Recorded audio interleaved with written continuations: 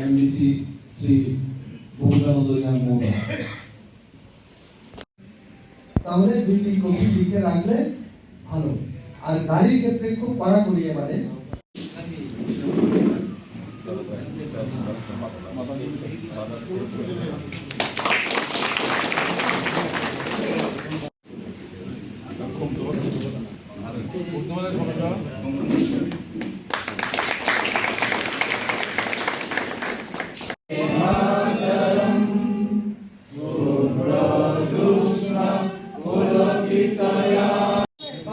ভারতীয় Janata party Y জেলা প্রাঙ্গণে আজকে জেলাতে যে বৈঠক হয়েছিল, আমাদের প্রাক্তন এমপি, আমাদের সবার প্রিয় আদরণীয় রেবতী ত্রিপুরা, আমাদের এমডিসি ভূমিকানন্দ রিয়াং, আমাদের জেলা সভাপতি বিনয় দেববর্মা, সভাধিপতি অপর্ণ সিংহ রায় এবং আমাদের জেলার সভাপতি বিশ্বজিৎ মিশ্র।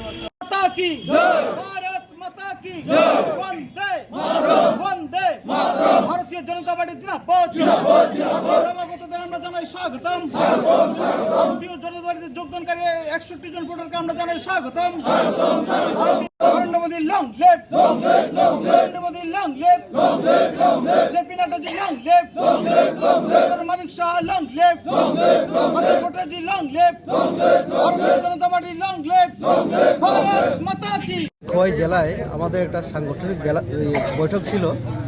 এই বৈঠকে পূর্ব সূচনা ছাড়াই কিছু যুবক, ম্যাক্সিমাম যুবক 14 জনের মধ্যে 14 পরিবার থেকে 62 ভোটার না 61 ভোটার আমাদের পার্টি কার্যালয়ে এসে, জেলা কার্যালয়ে এসে যোগদান করেছে সবাই।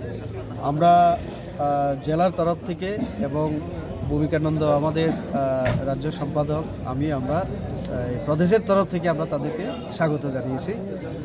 এখানে জেলা নেতৃত্ব মণ্ডল অনেকেই আছেন, তো তাদের কথা তারা অনেকে মাথায় ছিল এবং কিছু যুবক আছে তারা বামপন্থী পরিবার থেকে, তো তারা স্বেচ্ছায় আজকে পূর্ব কোনো ইনফরমেশন ছাড়াই তারা আজকে আমাদের দলে যোগদান করেছে।